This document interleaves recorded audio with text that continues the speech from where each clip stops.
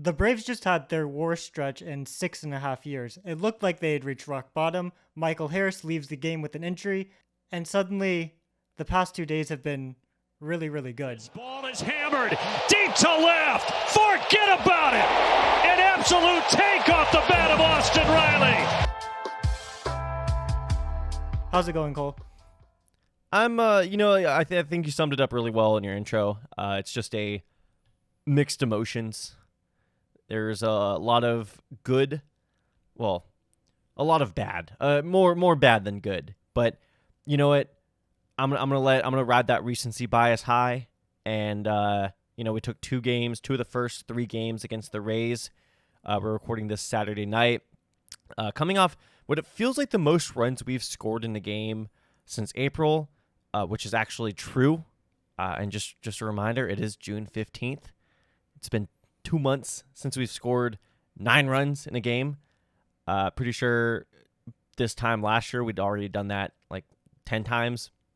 But yeah, I'm feeling a whole mix of emotions. How are you feeling? I fully expected when we started planning this out before the game yesterday. I was thinking, man, we're going to come on this podcast. We're going to air out some grievances. We're going to be really pissed off. And the past 2 games have been like watching the 2023 team. Yesterday, Friday, there were a lot of first inning runs. The Braves scored 7. It wasn't an easy win because Iglesias still needed to come out to get the final out. But it was never, I never felt like the game was in danger. And then today, the offense broke out in, the 5th or 6th inning. Team hit 4 home runs today, which I can't remember the last Hasn't time been they hit done 4 home runs in a game. since April 9th. And same thing, Ray Kerr had some issues in the 9th inning, but it never felt close after that. Yeah. But at the same time, I went to all 4 games here in DC. I had about 3 innings through the, what's the math on that? 36 innings where I had fun. I was so annoyed, and I was blacked out from watching the games here anyway when they went to Baltimore, that I did not see a single inning of the Baltimore series, and for the most part, I'm pretty happy about that. And yeah, it's a weird mix of emotions because now our outfield is a shell of what it was on opening day. Yeah, it feels like a group of strangers. It's like you're in a situation where you, like, let's say like you're a school teacher, right? And you have your students, and you get close with them, and you spend all this time, and suddenly it's May, and it's time for them to move on to the next grade. August rolls around, and you just have this completely new group of kids. You're like, I don't know what to do with these guys. Like, they don't seem nice. They seem a little bit younger for some reason, even though they're the same age as the kids I taught last year. And it's like I don't know what's going on here. Luckily for us, or for you listening, me and Mitchell are plugged in to too plugged in to baseball as a whole, and we both have some kind of experience, I would say, with some of the new guys that you're going to have to get used to. We'll get into that in a second with the news that just came out about the extent of Michael Harris's injury. But yeah, let's we'll get to that when we get to that. Let's just go down the list. So we're gonna start with the bad, front load this episode, and then get a little more positive from there, because that's we want to end on a good note, put some good vibes in the air. So let's start with the 5-game losing streak. The Braves had a tough road trip, to say the least. We split the series in Boston.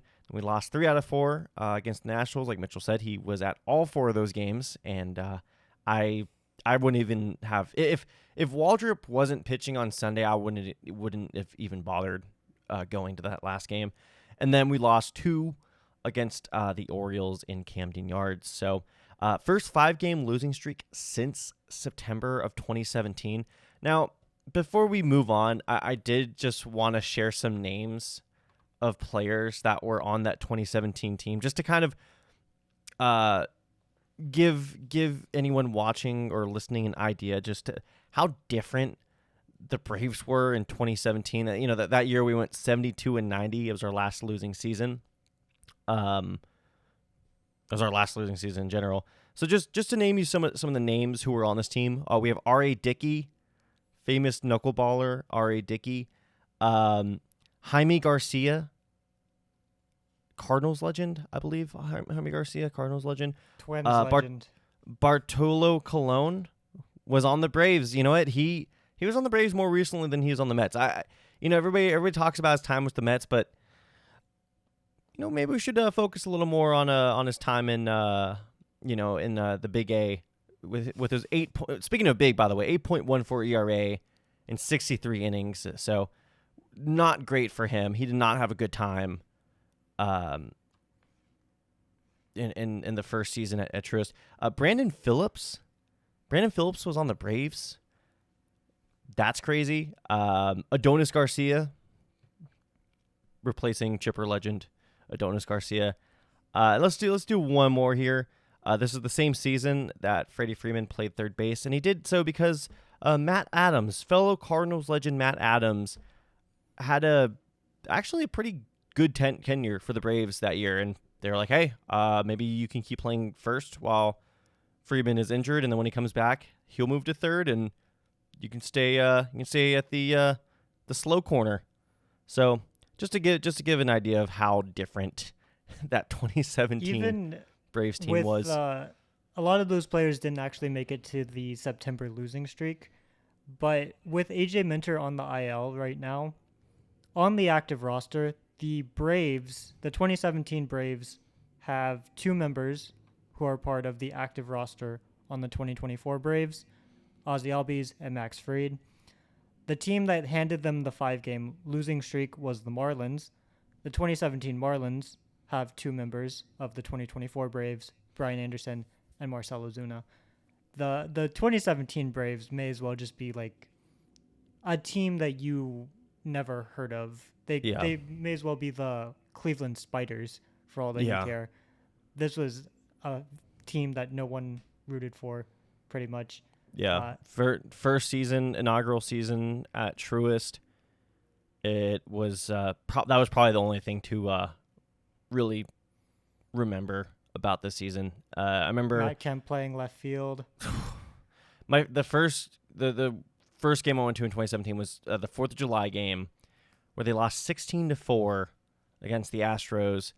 Josh Reddick up 12-4, hit a grand slam in the 9th inning. And most of the crowd most of the crowd stayed up to that point because there was the 4th of July fireworks. After that, there were some people who were like, okay, you know what? It's 12-4. Like, I'm going to stick this out. The fireworks coming after. After that moment, they just left. They're like, I can't do this anymore. This game's never going to end. There's a pre-pitch clock. The Astros could score 10 more runs. We don't know when the suffering is going to stop. 3-batter minimum. 2017 is such a foreign game. No ghost runners in the extra innings. Pitch changing limits. Pitch clock. No DH. This whole league. The last time the Braves had a 5-game losing streak is just completely foreign to what I know as Major League Baseball nowadays. They might as well have been playing cricket. Seriously. Back in those days. Also, go USA Cricket. I wasn't a cricket fan before they beat Pakistan. I'm still not. I'm watching the scores and the highlights. I'm not watching the actual games. Anything else about I think some of the points we have later on sort of encapsulate what went wrong during the 5-game losing streak. Really, we didn't hit, and then we had a couple of bad starts plus bad relief appearances from some of our guys. And honestly, and we can't even cover this in this. There's just so much bad. The Braves' 5th spot in the rotation has been a complete mess. I think it's safe to say at this point that it's been failed experiment after failed experiment. I think we're going to look back on Ray Kerr starting games and go like, man, that was crazy. Remember when Ray Kerr started for us? I don't know. I mean, I'm already what your there. thoughts. I'm already at that point. He's still on the active roster, and I'm still like, man, Ray Kerr started Major League games for us a few weeks ago. Yeah. I am at that point right now. Yeah, we can move on and just talk about the whole. We don't have to delve into the 5-game losing streak beyond this, but yeah, let's talk about what went wrong during The this 5-game horrible losing streak. stretch. I went to the Chris Sale start against the Nationals. Amazing. It was the first time I got to see Chris Sale live. The Braves had so many chances to score, and they lost 2-1. That encapsulates what went on the road trip. They had that nice game in Boston, and then they couldn't score the next day. The first game in DC, they really struggled until Ozuna and Duvall hit home runs in the latter part of the innings. And then after that, it was pretty much they would get runners on, and either it would be no outs and then they'd strand a runner, or it would be 2 outs and it'd be kind of like, oh, you don't have a lot of margin to play with. During the 5-game losing streak, they only scored 11 runs. 5 games, 11 runs. You're not going to win. They got shut out twice during this road trip, not within the losing streak. After not being shut out for over a year. 2 times in a week. Just insane. And it's not... So I would like to give the Nationals pitching some credit, because I don't think most of baseball looks at the Nationals pitching staff as good, but they're not actually that bad. They've got a lot of good young talent. And I'm not trying to make excuses for the Braves.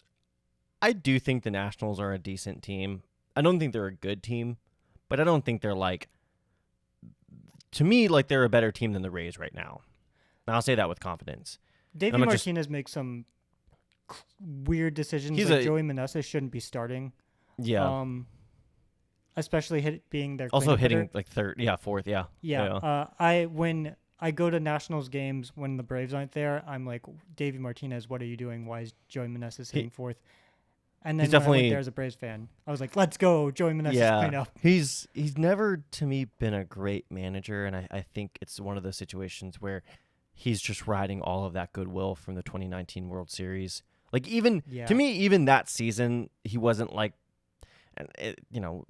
managing in Major League Baseball. It's not as involved as it used to be, and even then, I mean, I don't think a manager, like, throughout, the course of the 4 major sports, I think MLB managers have played less of a role than the 3 others. I think a football coach or a basketball coach do a lot more even before sort of the front office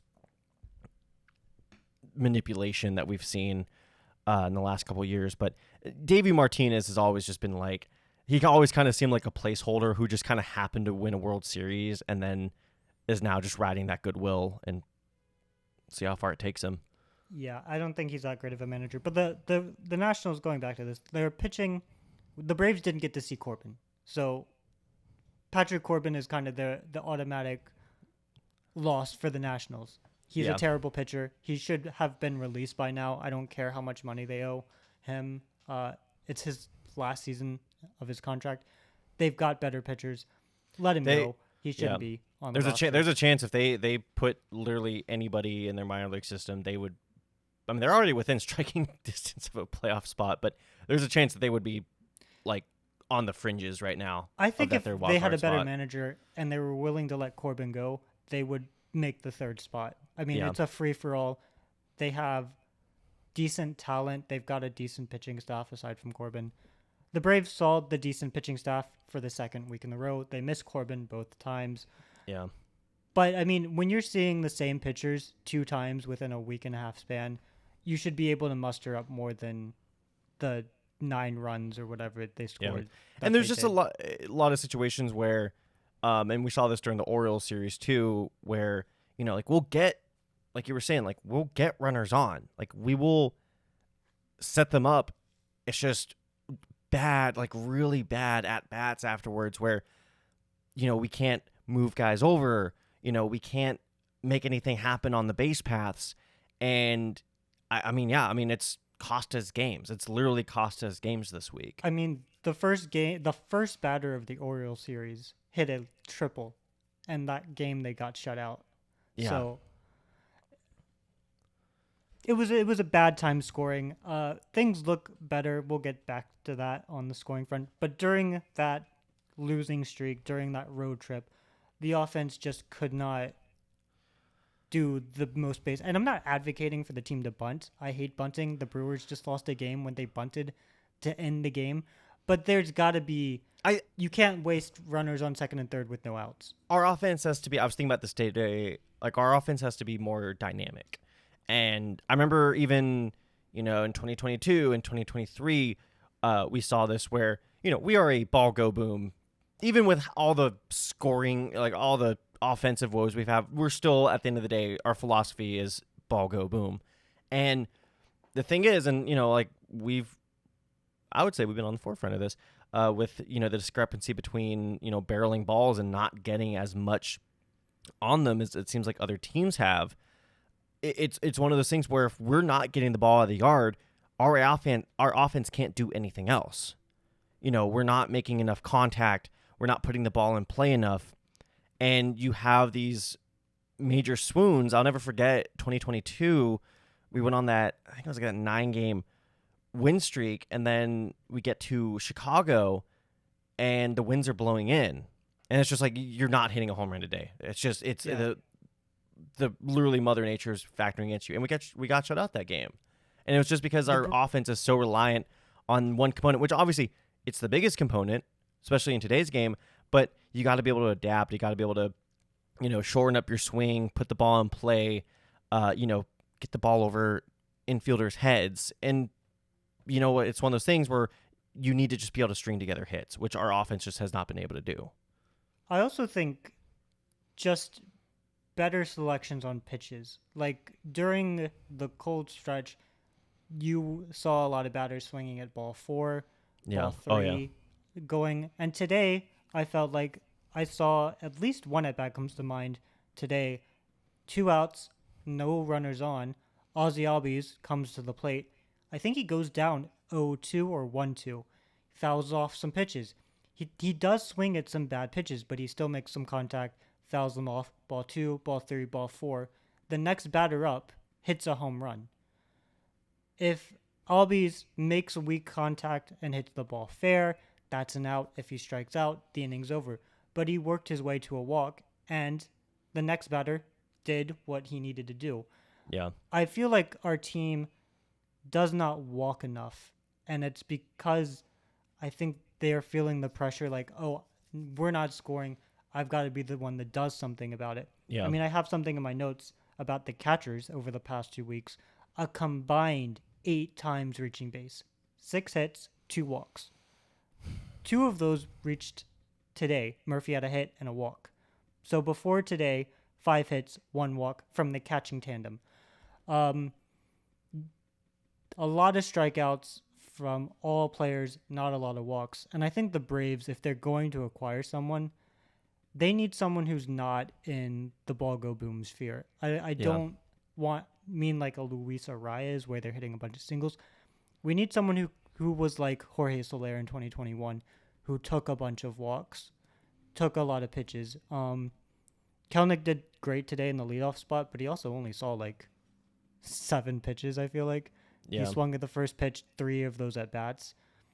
And I think something that Acuna does really well, and why he's worked as a leadoff hitter for the past 6 years now, is yes, he's fast. Yes, he hits a lot of home runs. Yes, he hits for average. But man, Acuna leading off the game, getting that starting pitcher in the first inning to 7 pitches, 8 pitches before Ozzy Albies even bats, that says so much. Because even if Acuna didn't reach, suddenly that starting pitcher has already thrown 8 pitches. And now he has to see the second hitter and the third hitter. And if one of those reaches, suddenly you're looking at a 20, 25, 30 pitch inning. Yeah. And as a pitcher, I feel like you're like, okay, now I've got to control my pitch limit. I've got to make better pitches, and then mistakes happen. The Braves leadoff hitters the past couple of weeks don't see a lot of pitches. They don't take a lot of walks, and I think there just needs to be someone like Ozuna has been doing. He's the only hitter I feel like, and maybe Matt Olson, who sees a bunch of pitches and is taking that walk, even though it means trusting the guy behind you. I think that's what the team needs more. That's my mini rant. No, I totally agree. Where it seems like we have a lot of guys, and I do want to say, last 2 games, it's been really hot in Georgia these last 2 days, and as much fun as it would be, if the weather warms up and suddenly, oh wow, our offense is going off. What happens when it reaches October? And it cools down, and you don't, a lot of those wall scraper home runs turn back into flyouts. And what has our offense struggled? Why has our offense struggled in October? Especially up north against a certain team. It's just something to think about. And I do think having more than one way to score runs is important in those situations. Whether it's that's why Acuna, like you said, was such a great leadoff hitter. Even when he was struggling this year, he still, except for a few stretches, he still took his walks. And we'll see. I mean, we're still very fresh into the leadoff hitter scramble, and it just took another notch today, or there's another twist that we discovered yesterday. But it's going to be interesting if there is that guy who's able to step up and just at least work at bats and at least work pitchers, like you were saying. Just a couple of things. We'll probably have to take a break between all the bad stuff, but it's okay. There's not really much good these past 2 weeks. Just a couple other things. I see I have a note on Adam Duvall here. 5 WRC plus since June 2nd. That is those single numbered WRC and OBS pluses, man. That's sad. That's sad looking at. It's so lonely looking. It's tough when you expect Adam Duvall, who has kind of been in this platoon role, you expect, maybe the consistent at-bats will actually, get him going. He's played well against righties in the past. And suddenly, in the moment that you kind of need him to hit the most, his bat has gone kind of silent. And I wonder if the Braves do need a left-handed bat to complement Duvall. Kelenics also struggled against righties at that point. Then maybe you just platoon them. But now you have 2 outfield holes. It's been rough for Duvall. I still pull for Duvall. I'm happy the Braves signed him. He's at that age too. This week the Astros just released Jose Abreu, and a lot of people are doing their moratoriums of, oh man, like what happened with Jose Abreu? He was so good, and then joins the Astros, and he's just been bad. And I'm starting to be in this camp where,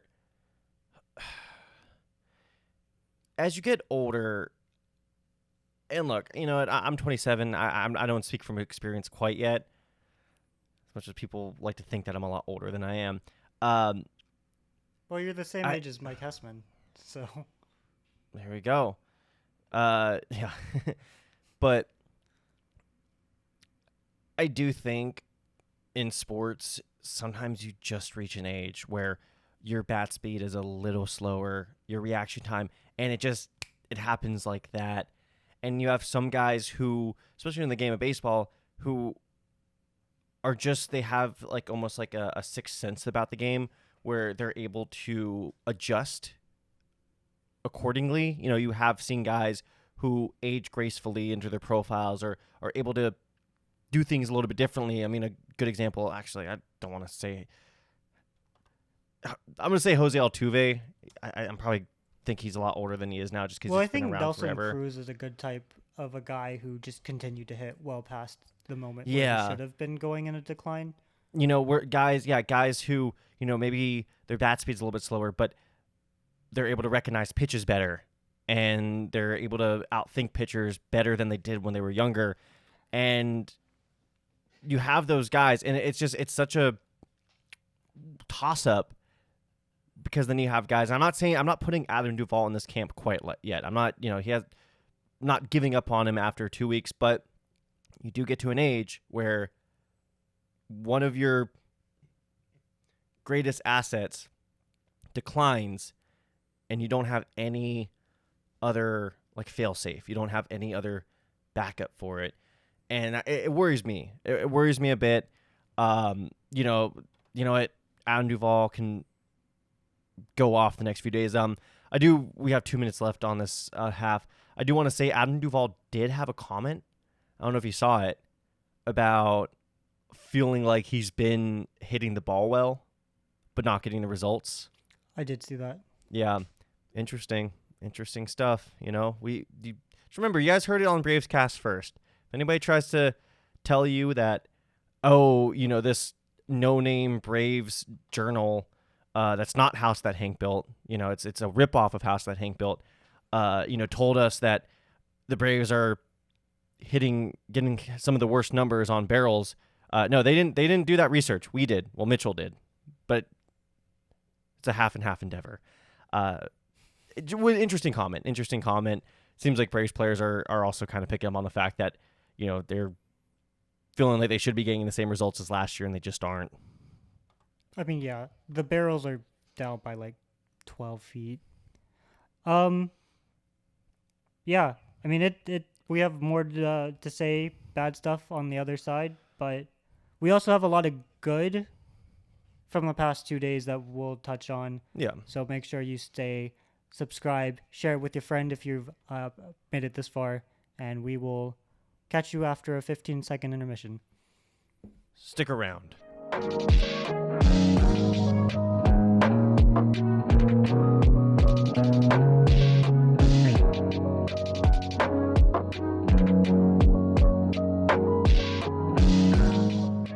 And we are back on BravesKast to go over some more of the bad of this recent 2-week stretch, which again saw us lose 6 out of 9 games on the road before rebounding, taking 2 of the first 3 games of the Rays series.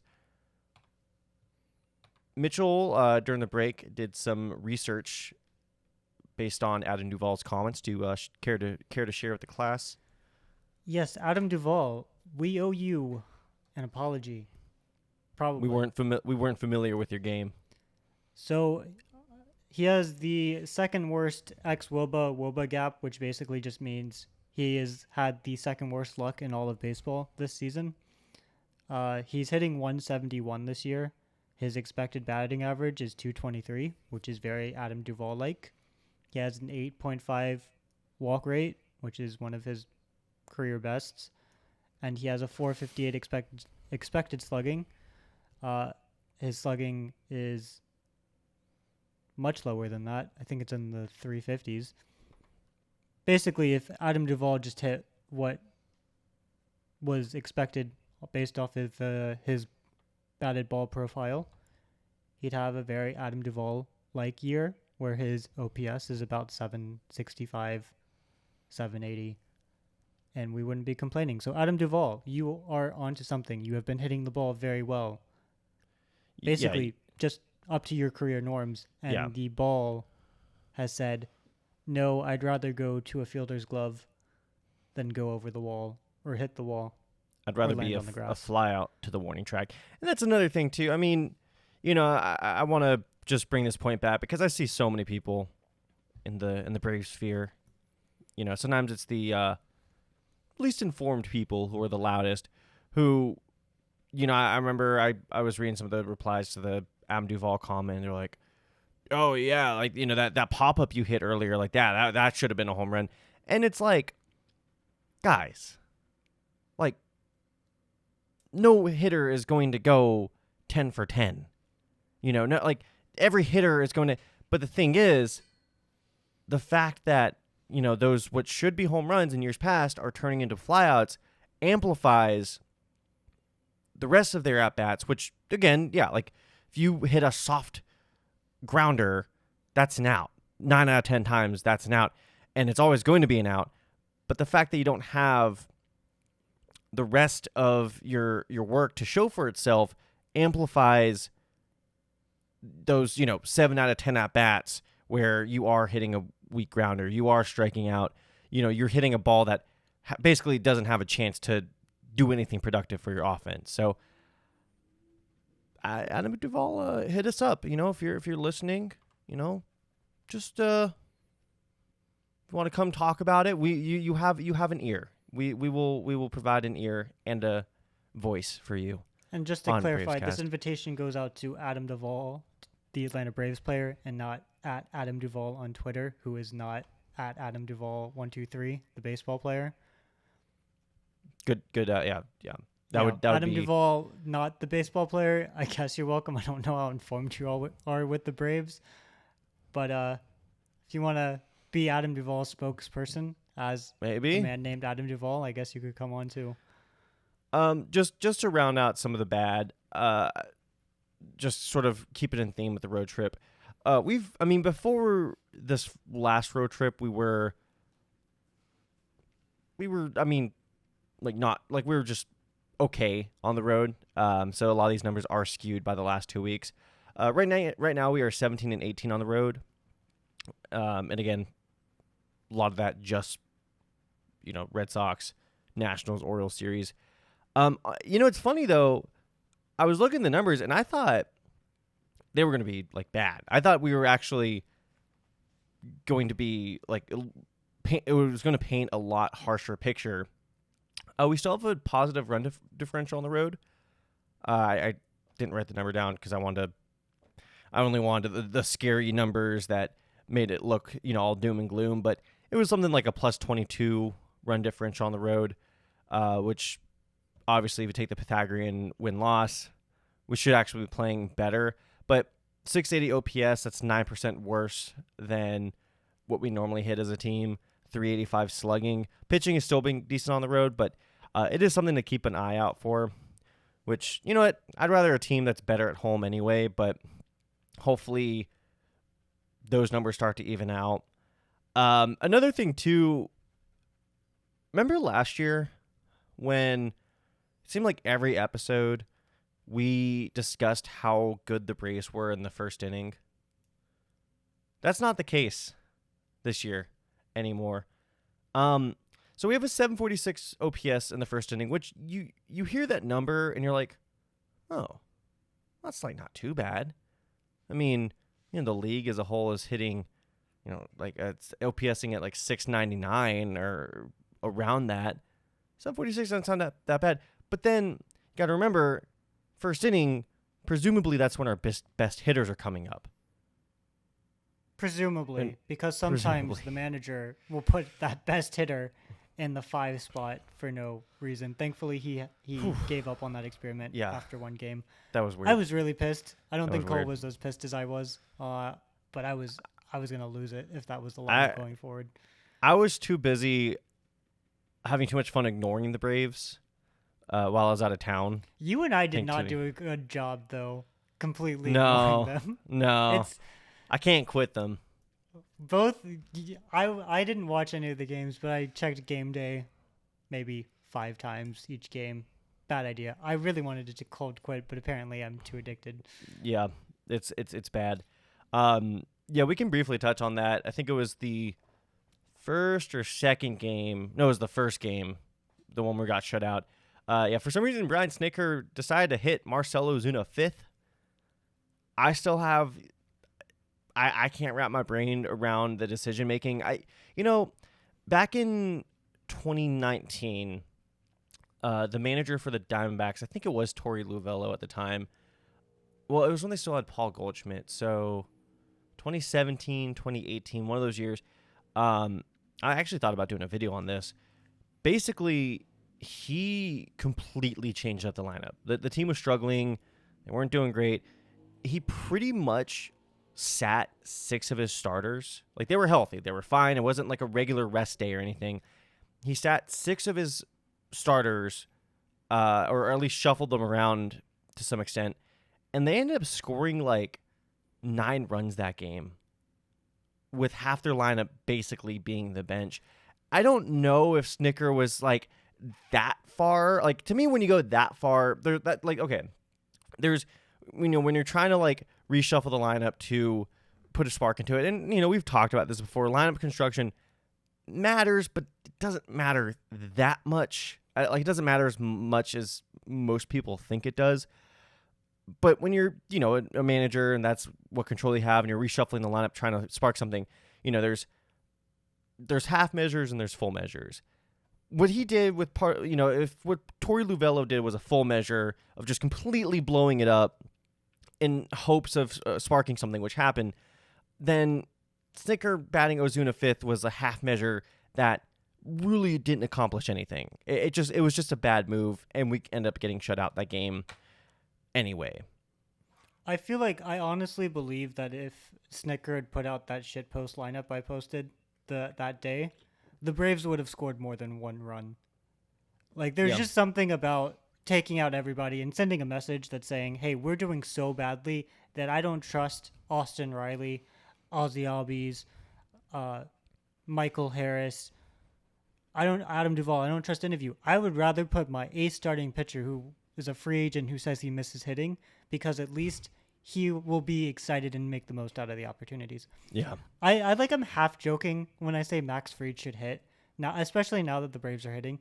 But I am convinced that if Snicker had put out the bench players and Max Fried at the DH spot, there would have been a run scored. Yeah. Just because it's like, oh, this is so weird. It sends a message to, I think, and, we've talked about this with the Braves too, where, we've been such a dominant team the last 2 years during the regular season, and teams like the Astros have talked about this in the past, or Dusty Baker when he was the manager of the Astros last year, where it's a long season and you get complacent, and when you know your talent, sometimes that works against you, because like, especially, we have to be so careful with my wording here, because I'm not saying that, I'm not saying, one, that the Braves players are being lazy. I'm not saying that, like, they gave up or that they don't care. But, you think about it, a lot of these guys have security. I mean, how many of our players are locked up at least for the next 3 seasons, which, in baseball terms is an eternity. And we know the strength of our roster. The division might be out of reach, but, like, we're going to get a playoff spot unless something just absolutely just devastating happens. I mean, if, we lose all 4 of our, knock on wood, But I think it gets to a point where this team is so hungry for the playoffs that maybe they lose sight of the regular season a bit.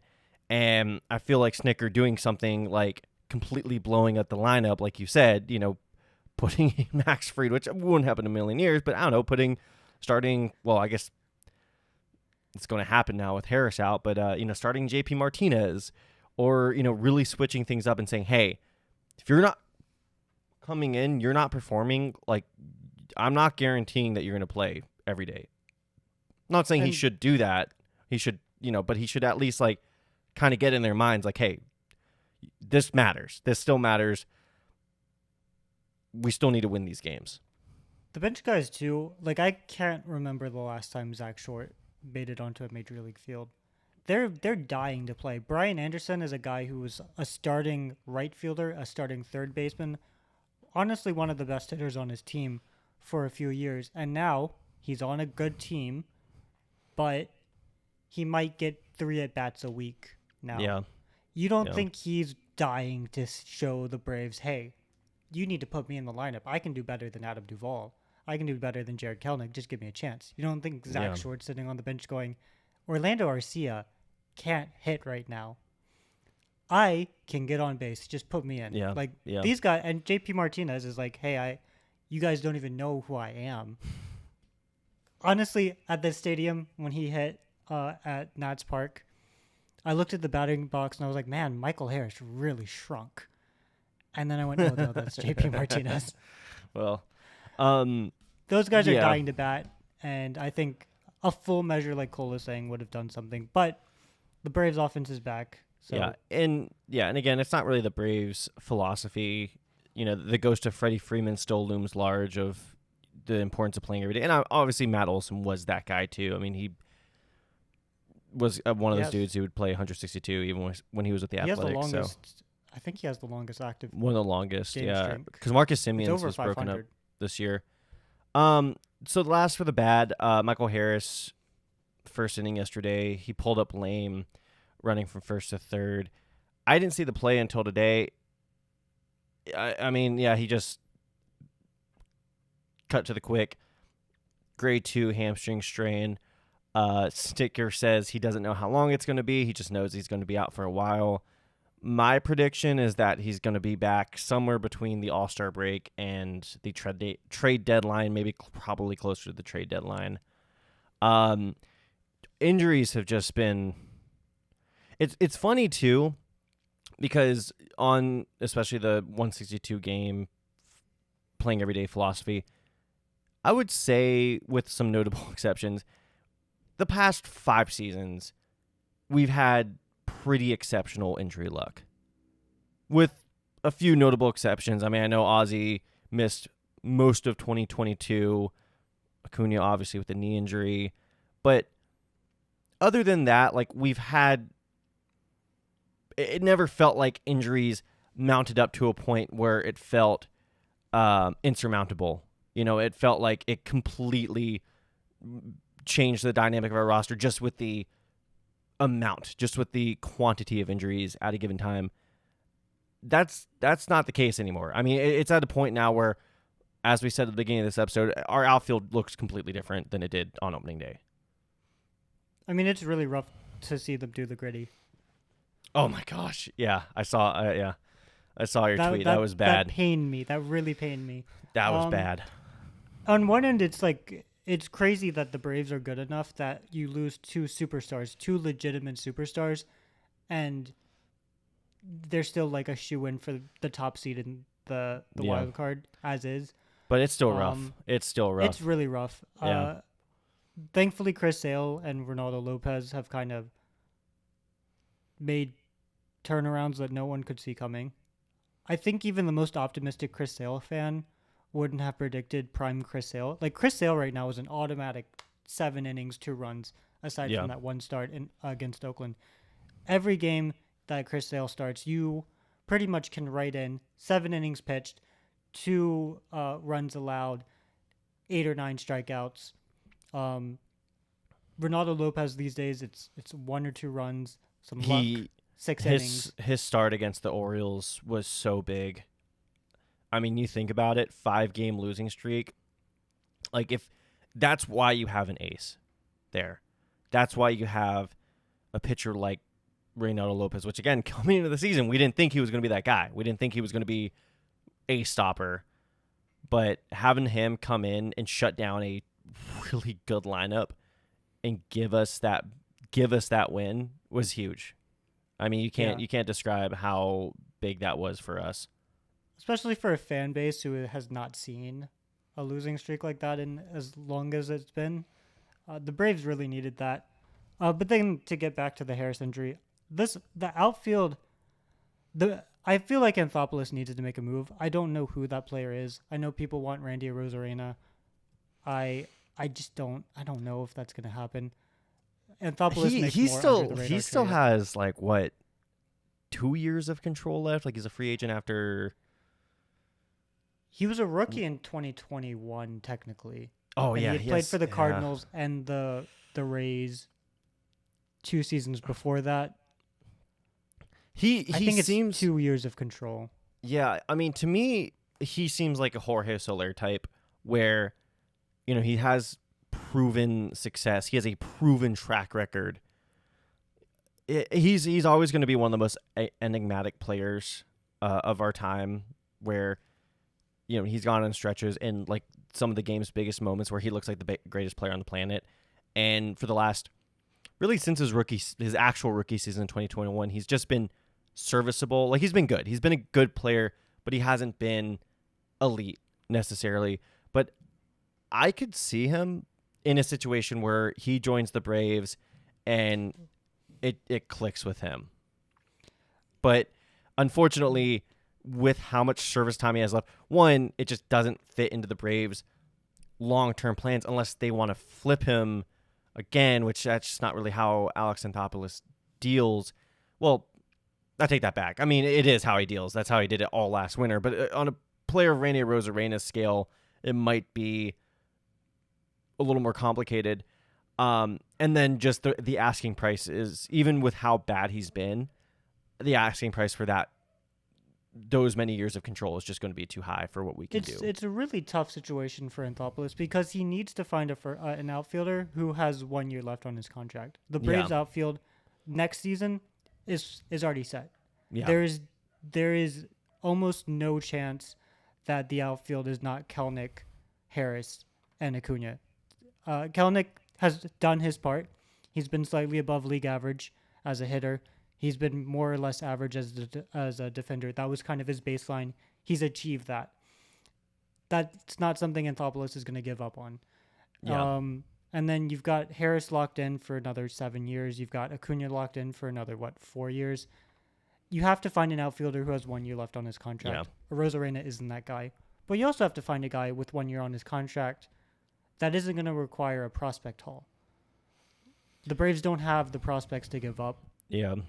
And again, that's what Alex Anthopoulos did so well during the 2021 deadline, is that he found these guys who were either underperforming or injured, who had a proven track record, sort of proven track record. No, proven track record. I take that back. But maybe understood that their current numbers didn't necessarily reflect who they were as a player, and felt, hey, you know what, you join this winning roster. I mean, you took Jock Peterson from the 2021 Cubs, who were in the middle of a teardown. I mean, they were pretty much just trying to strip away everything down to the studs. You had Eddie Rosario on the Guardians, who, Guardians in 2021, a solid enough team, but again, he was hurt. And then Jorge Soler on the 2021 Royals. It's just this year, and we can kind of get more into it when we do our trade deadline preview, but it is going to be a complicated calculus this time around, because it just doesn't not feel shock like me if number 8 is back in left field in 2 weeks. Yeah. He has not hit well, but he's a streaky player. It's in him. He's already had a Player of the Week award this season. The Nationals outfield, I go to these games. I go to a lot of Nationals games. Their outfield is kind of stacked. They have a big outfield prospect who Nats fans are dying to get called up. So it won't hurt their odd long ball playoff odds. And Rosario's familiar with this team. Yeah. So much. I think for the time being, right now the Braves strategy is signing minor league or giving out minor league deals to players who are supposed to be really good, 5 years ago, and Brian Anderson and Ramon Laureano. I'm interested to seeing how they perform. They're going to get playing time now. We'll see how they take advantage of it. You're definitely a lot lower on Ramon Laureano than I am. 1,000% am. I loved Ramon Laureano so much back in the day. Let me just, Braves fans, just to get a sense of what this guy could do. And granted, this was the juiced ball year, so these numbers are super inflated. Also, it was in the Oakland Coliseum, just granted. In 123 games, he hit 24 homers with 67 RBI, 13 stolen bases. He's 30 years old. That stolen base game is not going to be that great. 288 average, 340 on base, 521 slugging, 129 OPS plus. A lot of that is fueled by the fact that he played in a cavern a cave. 2021, 246, 317, 443 slugging. I mean,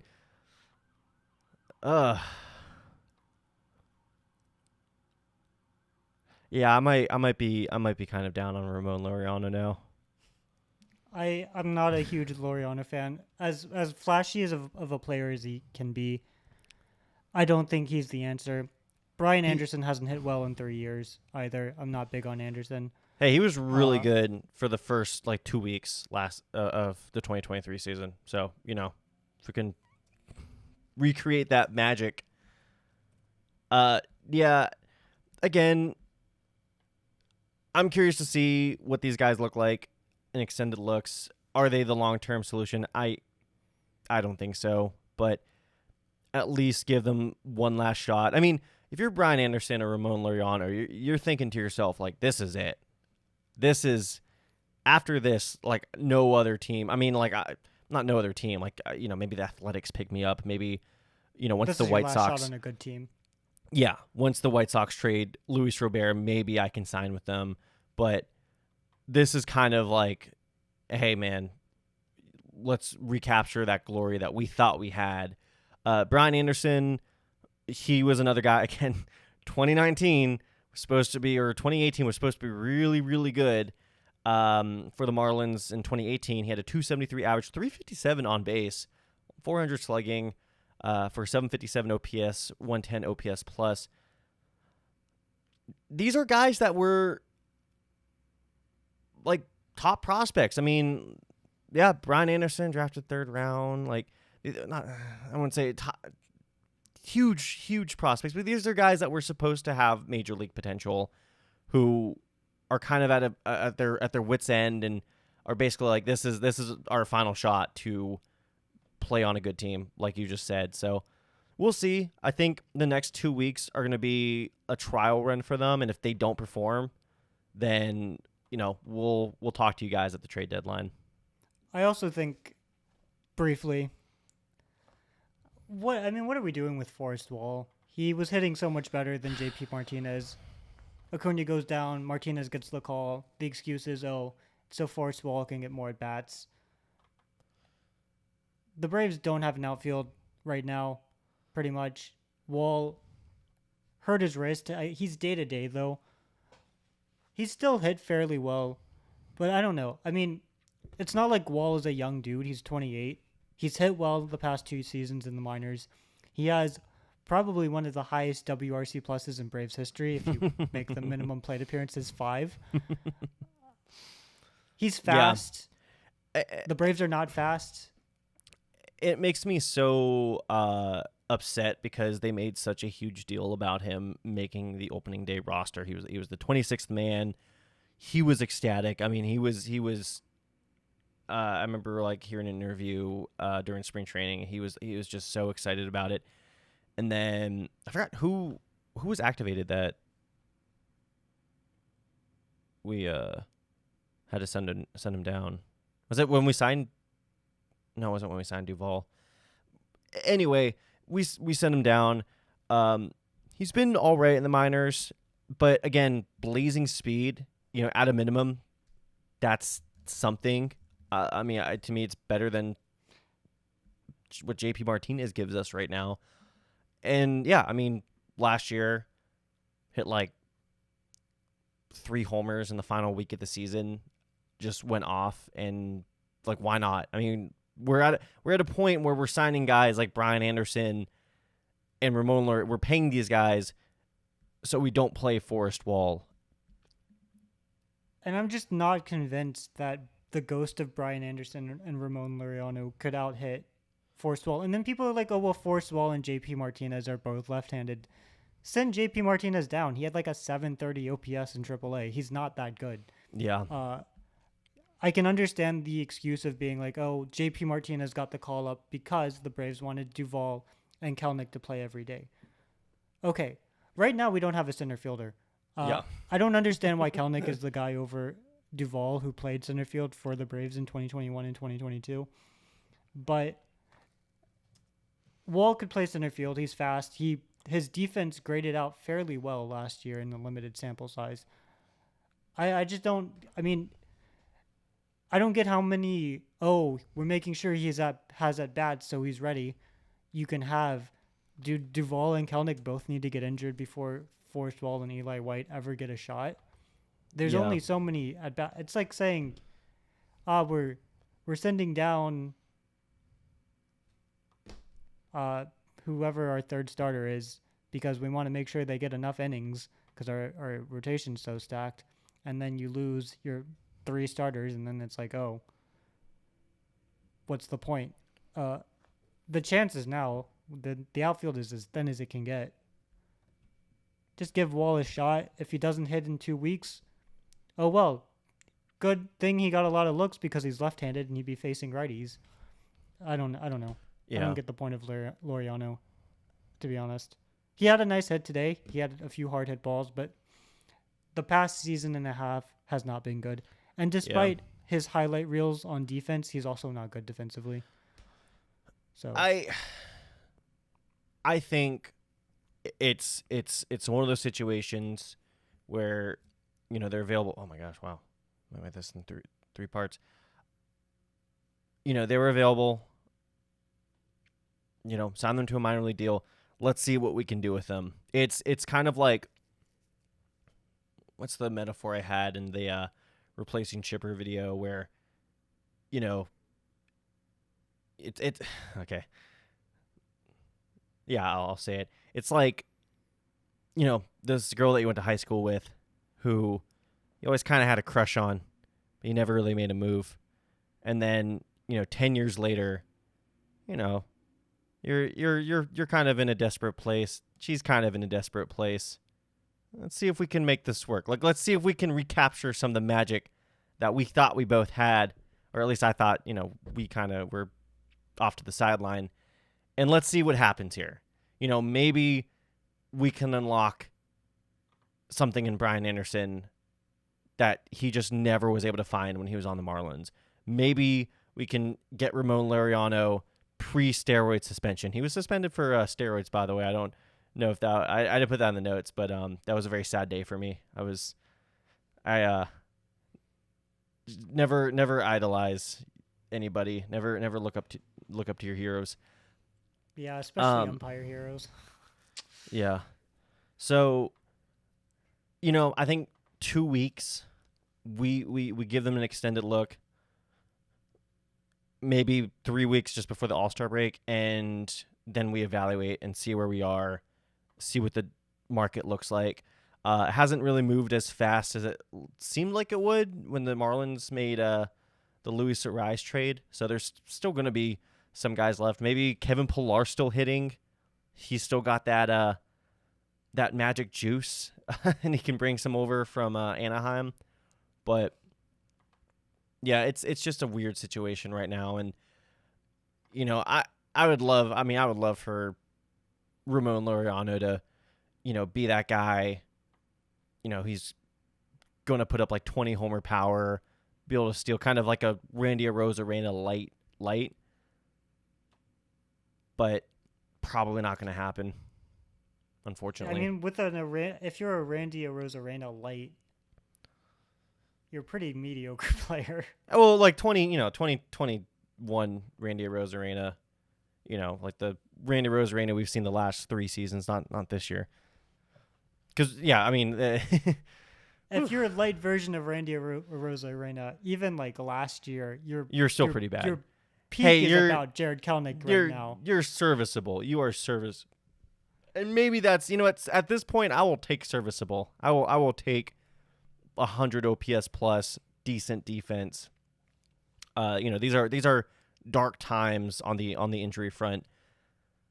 Anyway, we have 6 minutes left. This is going to be a 3-parter. We have a lot. We have a lot to discuss. Let's just quickly do. You have some on the bullpen. I kind of want to talk about the rookie starters real quick. Just kind of the. Yeah, I'll do a quick shout out to the bullpen. During the losing streak, the bats were cold, but it always felt like, hey, there's a chance that the Braves could win because the starting pitchers did their job and then the bullpen did their job. I know what was it? Wednesday, the Braves tied it up, and then Joe Jimenez allowed a home run right away. To the Moo Man. But overall, you can't expect a bullpen with a 0.00 ERA. The Braves had chances to win pretty much every game in the losing streak, aside from Sunday, and they just didn't get it done on the offensive side. The bullpen, they've done their job. It's good. It's okay. Yeah, they've kept that's been a running theme this season where they have kept us in games. If the starter leaves the game with a 3-run deficit, it's going to remain a 3-run deficit. There has been some situations like Wednesday night where Joe Jimenez gives up a 2-run homer to Colton Cowser, but again, like you said, you can't expect the bullpen to be locked down. Like, they're going to give up some runs. That's just the nature of the game. But the fact that the offense has, it's felt like pulling teeth, scoring runs. It makes every run allowed by the bullpen that much more detrimental feeling. Yeah, critical feeling. So, but they've still been good. I quickly wanted to touch upon the 2 rookies. We have Spencer Schwellenbach, and then we have Hurston Waldrop.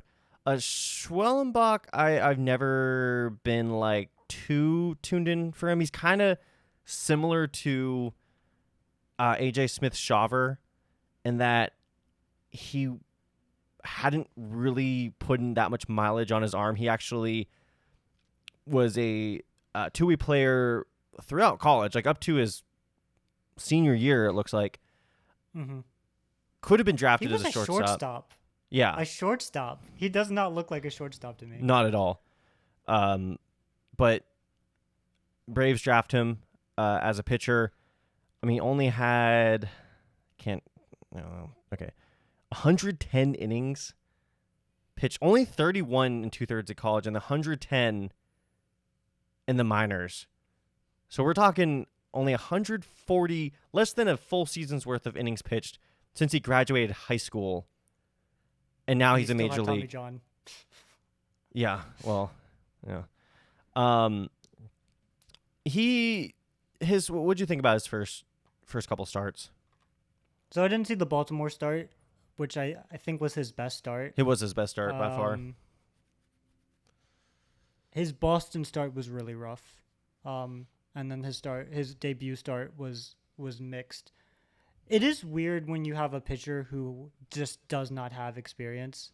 Mm-hmm. Like with AJ, like you were saying, it's not just that they didn't pitch in college much or in the minors much. They just didn't pitch, period. Like AJ Smith-Shawver didn't start pitching until he was a junior in high school or senior in high school. Like, he wasn't a pitcher in Little League. And Schwellenbach wasn't really, his primary position was a position player. He was a shortstop who would come in to relieve games in college. It's hard to make an opinion on 3 starts for me, just like it has been for Smith-Shawver, because in my mind, their ceiling is so high. Because if you're able to make the majors on 200 pitches or 200 innings pitched, you have done something well. You have a lot of potential. But on the other side, the inexperience is shown a lot. With Boston, it was a rough start. In his first start with Atlanta, I felt like it was a mixed bag. And then I didn't see the Baltimore start, which I think was his best start. But when you allowed 2 runs to the Orioles, that's good. That's something. Yeah. I can see why he's still in the rotation and not someone they've sent back to the minors. Yeah, and I don't know if he is the answer this season. I think he'll more likely be what AJ Smith-Shawver was last year, where they called him up, he gets in a few games, but ultimately they decide, hey, he needs more time in the minors. Yeah, and I'm glad they're not shuttling him back and forth, that he's gone a regular spot these last couple of weeks and besides the Red Sox start, but he's improved during the Orioles start. we'll see if he pitches this week against the Tigers. Probably will, actually. Actually, though, I don't know if you've seen what the Tigers' offense has done this week, but they've broken out in a large way. Matt Vierling might get some down ballot MVP votes. He's such an underrated player. If he could, if he can just launch the ball, he could actually be a legitimate all-star. Yeah. I'm going to the game Monday night. I'm so disappointed. Javi Baez. They actually placed him on the injured list with lumbar inflammation, which was kind of, I don't want to call it an excuse, but that was what he said was bothering him the last 2 years, and they're finally like putting him on the IL for it. But it's also like you've had 2 full off seasons to like rest and to recover. I think he just watched your video and got really down on himself and was like, I didn't. I wanted to. The video was supposed to be like positive, like, hey, like you still have a like your athleticism's still there. You just need to like have confidence in yourself. But anyway, we'll talk about Hurston Waldrop when we come back, and then some of the good stuff, which I guess did happen these last 2 weeks.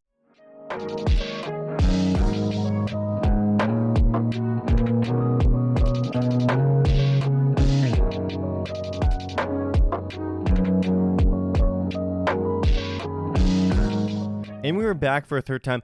It's really funny about this being a 3-parter. I've probably watched the least amount of Braves baseball these last 2 weeks. So I don't know if the reason we're taking so long is because I've just thought more about the Braves than I have actually spent watching them. And that's why I feel like I have so much to talk about, but I think on my side, I have a lot to rant about because I just you were there. Spent a lot of money. Thankfully, I live here. I didn't have to stay in a hotel or anything. Yeah, but I spent a lot of money going to all of those games. You spent 4 straight days like mainlining Braves mediocrity. On Sunday, I wasn't in my normal spot, and we got this ticket deal where it's like food vouchers were included. The tickets were in the outfield. The $29 tickets, and it had a $26 food credit. So we got to the ballpark, we got Shake Shack, things were looking great. We get our seats, and it wasn't as hot as I expected. So I'm like, win number 2. It's not 95 degrees, it's only 85. We just got essentially $3 tickets with food, and that paid for our food, is how I see it. It's going to be a great day. I'm going to see this top prospect debut. First 3 innings go well. Terrible after that. And the people in front of us, it was a group of parents. I'd say six adults, 7 kids, 7, 8, 9 kids. Too many kids. A nightmare. I was. Mm-hmm. They were terrible kids. They just like had a bunch of mess everywhere and they were like right in front of us. They were loud. The parents kept standing up. The kids kept standing up. Oh my gosh. They kept running around. It was probably the worst game experience I ever had. And K-Bart Ruiz, who is a terrible hitter, I can't believe the Nationals paid him money, and that was their big deal for the Trey Turner, Max Scherzer trade. Thank God Josiah Gray is at least decent. He hits a 3-run home run. My girlfriend can't stand watching K-Bart Ruiz come up and Joey Meneses. When they come up, she's like, oh, I can't believe I any of the other players she's fine with. K-Bart comes up, Joey Meneses comes up, she dreads it because they're terrible. K-Bart Ruiz, it's a 3-run home run. I didn't know anybody could feel that deeply about K-Bart Ruiz and Joey Meneses. They're brutal. It is a brutal watch. I'd rather watch what's their other catcher's name? Milas.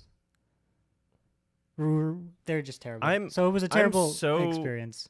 Far behind on Nationals catchers. I was gonna be like, oh, like the Keyboom guy. Oh, that guy hasn't been the catcher. I know that's a catcher hasn't been catching since like 2017. Yeah, that's how far behind I am.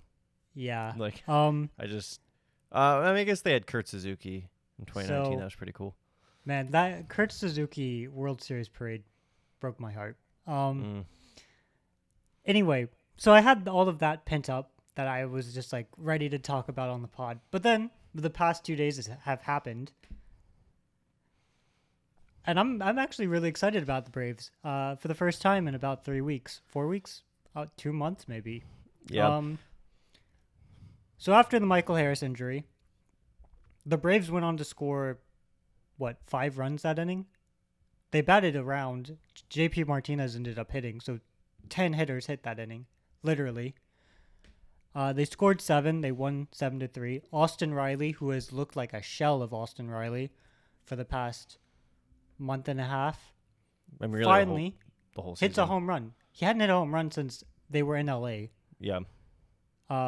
When Cole had to leave the Foo Fighters concert early just so we could rant about Just like the an Dodgers. eternity ago. And granted, he missed 13 games, but I mean, you take those 13 games out, it's been more or less a month worth Since he's of homered. games since he homered. Yeah. And then today, Charlie Morton puts in a great effort. I always love to shout out Charlie because he's 40 years old and has put up 22 WAR in the last 7 years. I feel like he could, if the Pirates coaching staff was good, he'd be a Hall of Famer. If Brent Strom was the Pirates pitching coach, yeah, he would. He's going to be on the ballot, but I would say, do you think he's going to be You'd a one be and out of done? your mind to vote for him, though. Yeah, I was going to say, do you think he's going to be a one and done? Oh, he's on the definitely ballot? a one and done. If Brent Strom was the Pirates pitching coach and he was able to even do half of what he's been able to do the last 7 seasons, I think he stays on that ballot for a couple years.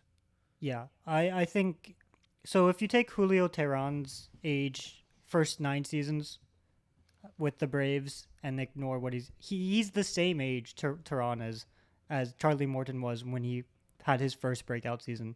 Teheran is currently Charlie Morton's age when Morton had his first breakout season. Anyway, Morton has a great start. He allows just 1 run. The Braves don't do much until Kelnick hits a 2-run home run. He had a great game, Kelnick did. Yeah.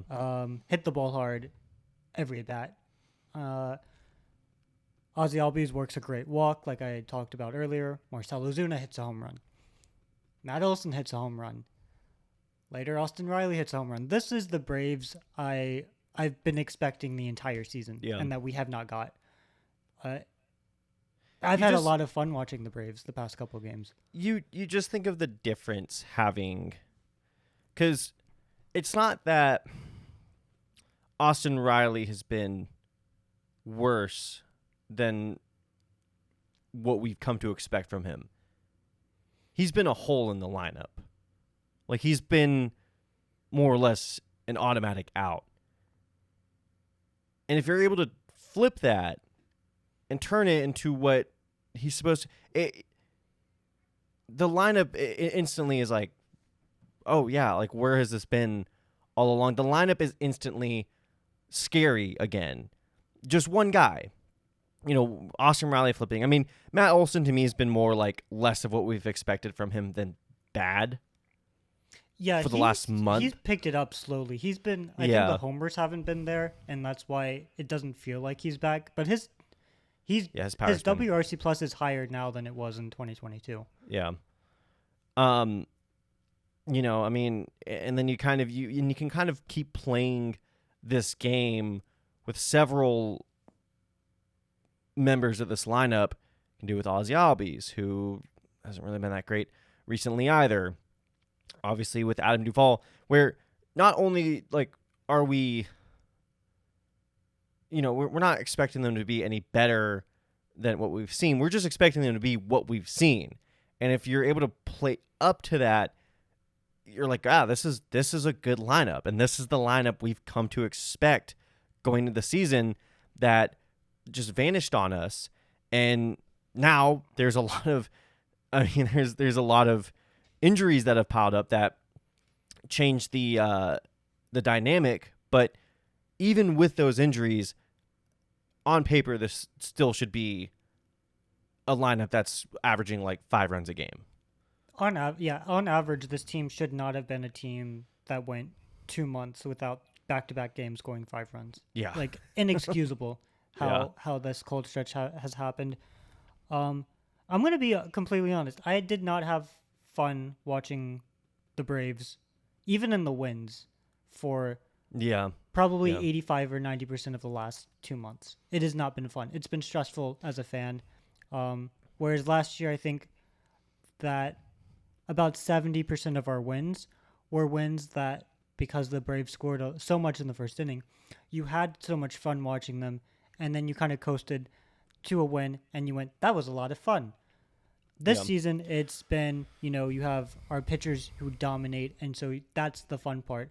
But then you sit back and you hope that, hey, I hope we can get enough runs to get a win. Yeah. I hope the bullpen can hold that 1-run lead, because they needed to be perfect for 2 months to win a game. A lot of like 3-1 victories. A lot of 2-1s.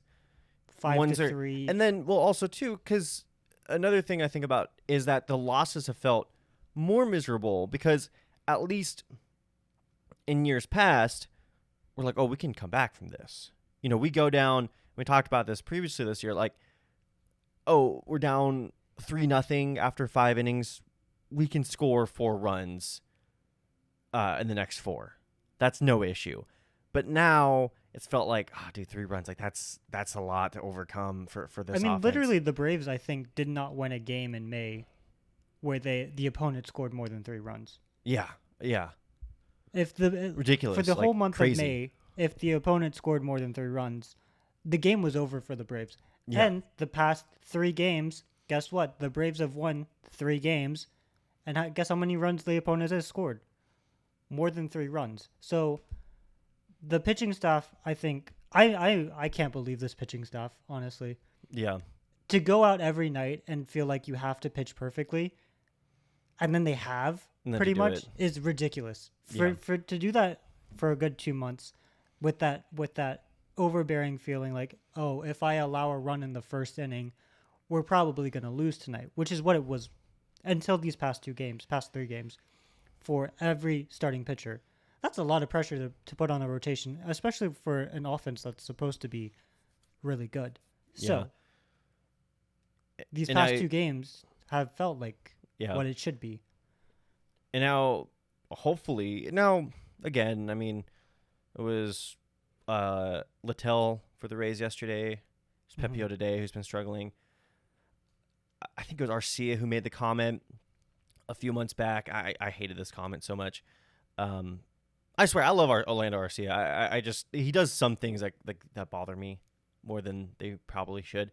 But he made a comment like, oh, we've been facing a lot of good pitchers recently. And then we'd get shut out by Trevor Williams, which granted, Trevor Williams is having a good year before he got hurt, but it's still Trevor Williams. Like, it's still, like, I wouldn't say he's like, a number 1 starter. Even for the Nationals, he's not a number 1 starter. But it's good to know that we are slowly getting our sea legs back against, average pitchers, I would say. And then hopefully down the line, we face guys like Wheeler. We face guys like, we face guys like, who's on the Mets?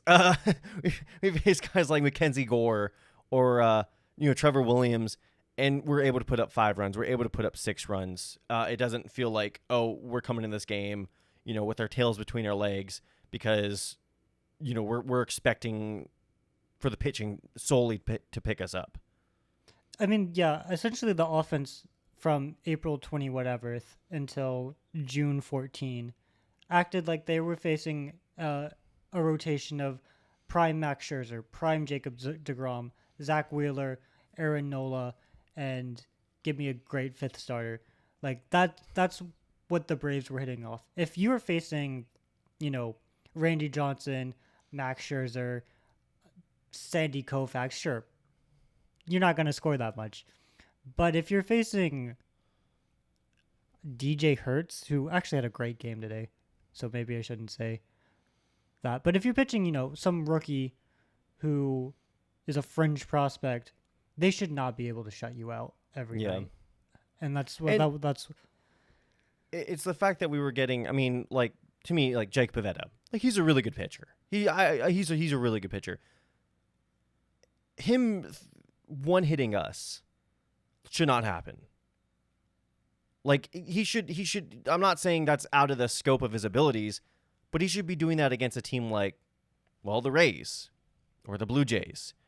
We The are a Marlins. team that's built on offense, and it definitely feels like this year. And again, thank God the pitching staff has picked us up, because if not for them, like we would be a team like without an identity. And again, the pieces are still there, even with Acuna hurt, even with Harris hurt. We still have 3 hitters who I would say are like top 20 in the league, which most teams can't say that. no. I Even mean, with all most the injuries teams we've can't had. lose a star player and a really solid player, and still expect to have 5 runs a night, which is where Yeah. we are at right You- now with the Braves.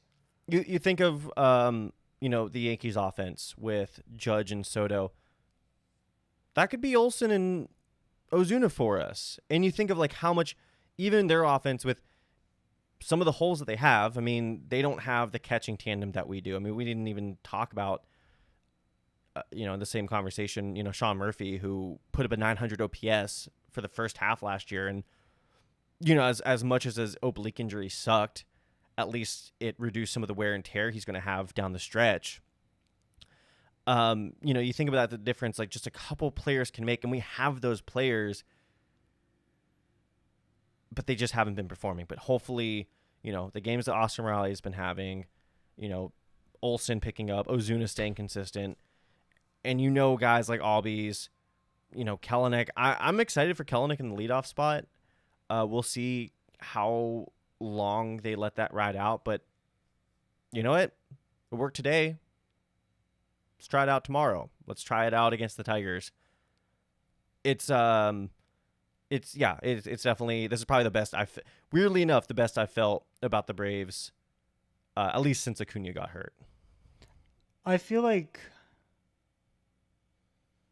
even before Acuna got hurt, it was so frustrating to watch the Braves in May and the beginning of this month, because we knew they were capable of so much more. We talked so much last year about the Braves being slump-proof, and here they are with a lineup that, aside from Marcell Ozuna, which I don't know if I'm ever going to wrap my brain around that he was so bad that it would have been justified to release him, and now he's so good that it would not be insane to vote for him over Shohei Ohtani for the All-Star game. Not at all. I did. I love Shohei Ohtani. He's the only Brave at the moment that you could justifiably vote for. But now the past couple of games, I didn't get to see Baltimore, the win in Baltimore. But the past 2 games, much better looking at bats. Even if you take away the home runs, the Braves still put together some runs with the runners in scoring position. I don't know. A part of me is ready, to just say, "Hey, the Braves are about to go on another 14-game winning streak. This is the moment we've all been waiting for." But it really feels like the offense, and it's only Kelenic and Riley who have done more than they have recently. Yeah. Albies has been his 110 WRC plus self. Yeah, I mean, Olsen he's picked up the power in the past couple days. I was gonna say something too. Yeah. The Braves' offense is still, the catchers aren't hitting. Arcia's still not hitting. That question mark in the outfield hasn't done much. So the Braves still have holes in the lineup, and when the slumps are not 8 people in your 9-man lineup, it's ridiculous what can be done. Because now, Ozuna, let's say Riley and Olsen keep hitting, if Ozuna has a little rough stretch in there, the Braves aren't going to live and die, which they have done this year. If Ozuna doesn't hit, the Braves lose. I mean, Yeah. I'm not a huge RBI fan, but you have a stat in there about what the Braves do if Marcell Ozuna gets an RBI versus if he doesn't. 25 and 10 when he gets an RBI, 12 and 21 doesn't. Now, something about stats like that, I remember when I first started making baseball content, I used to. Yeah, I'm always obsessed with splits. It's a fun way to just kind of butter knife stats and break them down. And I would always kind of be like, oh, like what does this player do in wins and what they do in losses? And always be like, wow, look how good they are in their wins and look how bad they do. But it's like, that's to be expected. Like, obviously, your best players typically, you're typically winning when they're doing well. But it's just crazy to me, like how reliant they've been on Ozuna this entire year. I mean, you think Last year, they were not. Think about if instead of Ozuna, let's say we released him last year in this parallel universe that looked likely for a minute. I mean, April, May of last year, like it seemed imminent that he was getting released. Think about this bizarro reality where, instead of Ozuna DHing, we picked up, I don't know, JD Martinez. I mean, I'm not saying we would, but let's just say we did, who, is like a 730 OPS for the Mets. I dare say we're like hovering barely above 500 with I say anybody else. The biggest, without one of Chris Sale or Ronaldo Lopez doing their job, we're at 500, even with Ozuna. So, oh yeah, if you take out Ozuna, I wouldn't be shocked if the Braves at this point were below 500 with how the offense produced. Yeah. Until the past couple of games, the Braves were at the bottom, the bottom 5 in offense production around the board, except for hard hit rate and barrels. And we can get on the conspiracy train and we can not. I'm generally not, to be honest, that, Rob Manfred is going, I want the Phillies to win, send the Braves the bat balls, but only when the Braves are hitting. It's just a fun thought exercise. I mean, JT Martinez has a 793 OPS right now. He's had a really good season. He's been doing better than I thought. But to even with the 131 WRC plus, that's Ozuna and Martinez are 40 percentile whatever apart. Ozuna has like a 180. It's 185 now. After today. That is a very big difference. That is the difference between Orlando Arcia and Matt Olson. Yeah, just to one of my favorite phrases to use is just to put it into perspective. So I'm gonna put this into perspective real quick. On live TV, Marcell Ozuna is 185 WRC plus. You've ever heard of a guy named Albert Pujols? Who? Albert Pujols. He must have been really good. He was on the Angels for a little bit.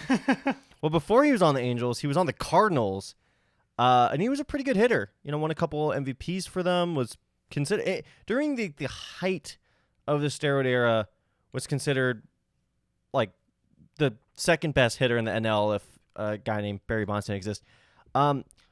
His highest WRC plus in his time with St. Louis was 184. What? Yeah. Oh, I did not know this. Yeah. I actually just pulled this out of my butt. I was gonna be like, remember Albert Pujols in 2004? His highest WRC plus, his highest career WRC plus was 184. No way. So just to put it, it was a different now. To be fair, it was a way different scoring environment back then. A lot of people were juicing up. Offensive numbers were a lot higher as a whole, but Marcell Ozuna currently is on pace to have a better WRC plus than Albert Pujols has ever put up in a single season, and that guy's a first ballot Hall of Famer. I would be surprised if he wasn't a unanimous Hall of Famer, even with how, you know, the voters typically are very stickly within their ways. So Also, with WAR, where that punishes DHs because they don't play the field, which I mean, reasonably enough, if they're not playing half the game, it makes sense for them to get docked on WAR.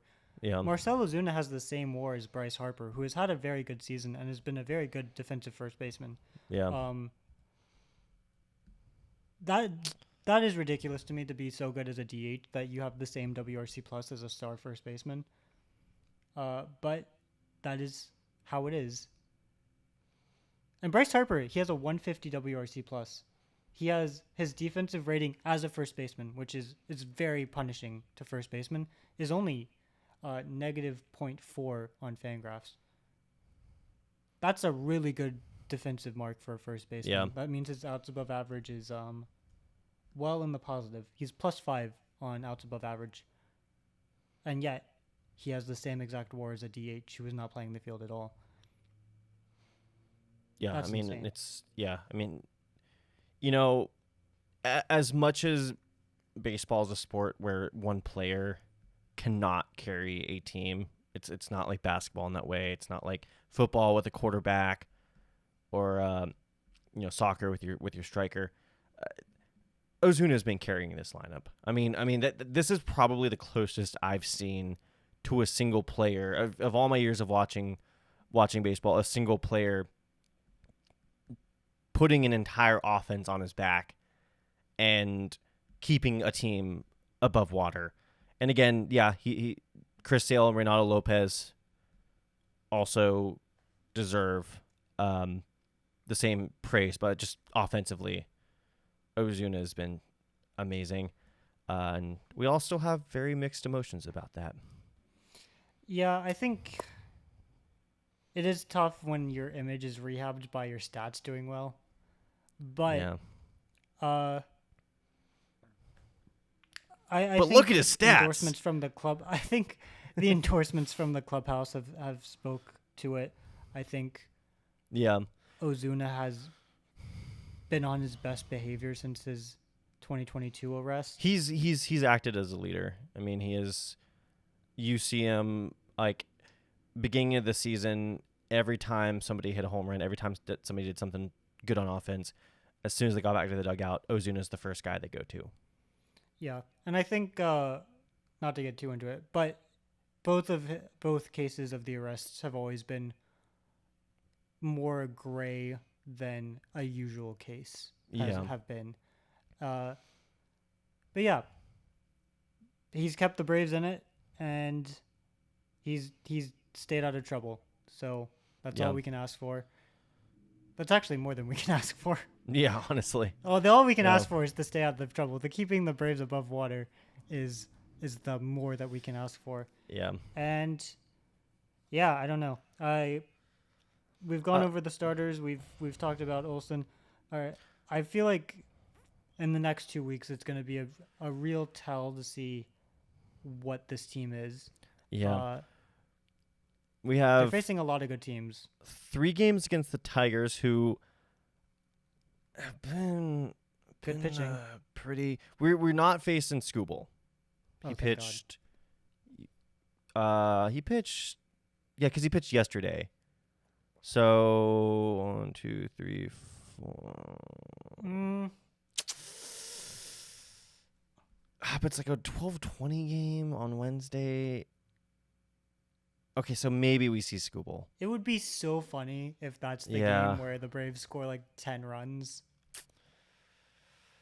Okay.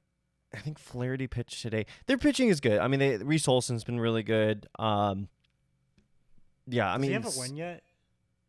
Yeah, yeah. I mean, he has to have a win now, right? Right, Tigers. Yeah, he has 1 win. This is man. You gotta love wins, pitcher wins. This man.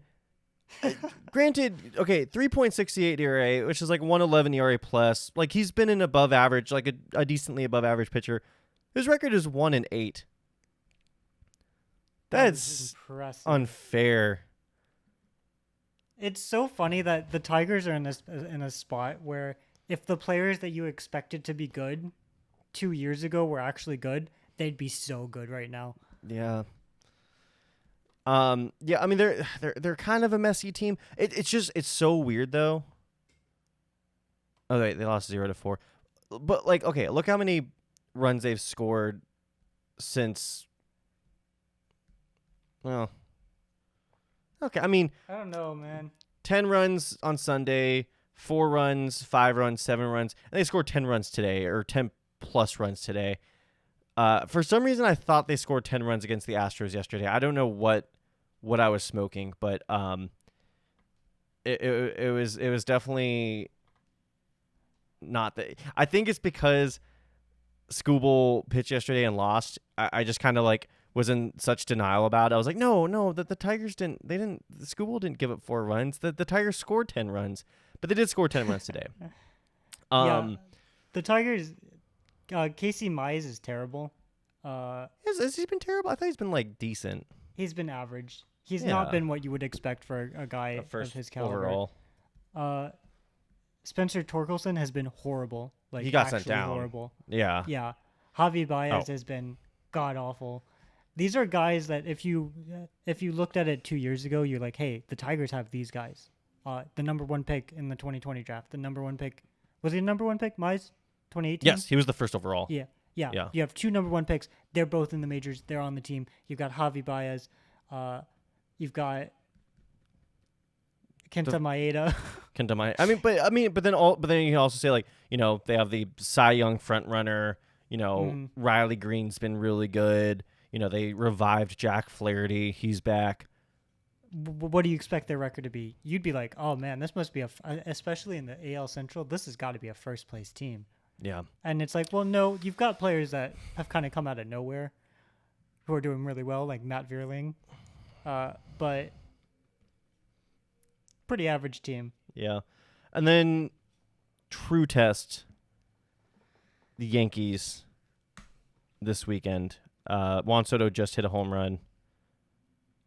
As I'm saying this, they're the best team in baseball. That's going to be a huge test for us. And then we have St. Louis. St. Louis, they're just not a good team. Like I know they're still kind of in the wild card race, but you know their pitching's been decent, but they are a mess. I see them as a team that's just going to collapse at any point. Then we have a makeup game against the White Sox. For some reason, I thought that was like in September. We have a few like weird makeup games. Just we missed so many games early in the season due to rain. And then Aaron Judge just got a single. And then the Pittsburgh Pirates come to Atlanta. We have a Roku game Sunday morning, 11:35. I have an unpopular opinion about 11 a.m. games. I kind of like them. I love them. I kind of like them. I kind of like morning baseball. I went to the Nationals 4th of July game last year. Absolutely amazing. You get there, and the Nationals now have crepes, so it's like, oh, you could get a crepe. Yeah, that's really cool. And you have your brunch at a Nationals game or a Braves game, and then you're out by 1:30 or 2. Yeah, I don't like afternoon games anymore. Like even the game being at 4:00 today, like I hated 4:00 games. Yeah, like I'm with Jeff Francoeur mentioned it. Yeah, it's like yeah, I'm so with Jeff Francoeur on like that. as a player, you hate them because it feels like it just kind of takes up your entire day. I feel like players also have the same feelings about 11:35 games, but at the same time, it's like Sundays they're getting in at like 9:00 anyway, so they probably just can't do like full batting practice. But I think after a weekend series, most players probably opt out of doing batting practice anyway. But no, I like even the Boston Red Sox when they do their morning games for Patriots Day or the marathon. Like I think that's really cool. I think more games should be played like not early in the morning, but like 11:00, like a matinee, a brunch game. You know, like make a thing out of it. You know, bottomless mimosas while watching the Braves in the 200 section. Yeah, the Washington Mystics, the WNBA team here, I was very tempting. It was over $100 though, and I was like, I just can't spend it. But they did a all-you-can-eat brunch before one of their games. That's cool. this I month. like it. I like it a lot. And I feel like if baseball did a bottomless mimosas brunch in baseball in the 200 sections, or make the chop house even fancier, Oh yeah, that would be awesome. That would be awesome. that would Make be it- such make a cool thing out of it. experience. I think fans would love that. They had I actually don't know what this was. They had the cowboy. I don't know if it's for the All-Star game, but Pete Moylan or not Pete Moylan. Paul Nick Berg. Green and the other guy like rode horses in the Battery today. Yeah, I don't know what that was about. I think it was just- an all-star promotion. okay. But Okay. are you saying that they should incorporate that? It's a horse ride from your hotel to the stadium No, I'm not saying that. I'm just with a bottomless brunch. it was cool. It was cool. I was like thrown off. Like I was like I don't watch a full Braves game for a week, and next thing I know, like they're showing AI photos of Jeff Francoeur on a horse, and he's wearing like a cowboy hat in the booth. I'm like, what's going on? What did I miss? Yeah. Anyway, we have a minute left. Sorry, I interrupted. No, I just said we were in a very surreal zone for about a week. Now we're about to get surreal in the other sense, where the Braves just go on this magnificent run, where they sweep the juggernaut Yankees at Yankee Stadium, and you heard it here first. So you need to subscribe and tell a friend been a about fun series. BravesKast. All right, take it easy, everyone. Bye. Stay safe.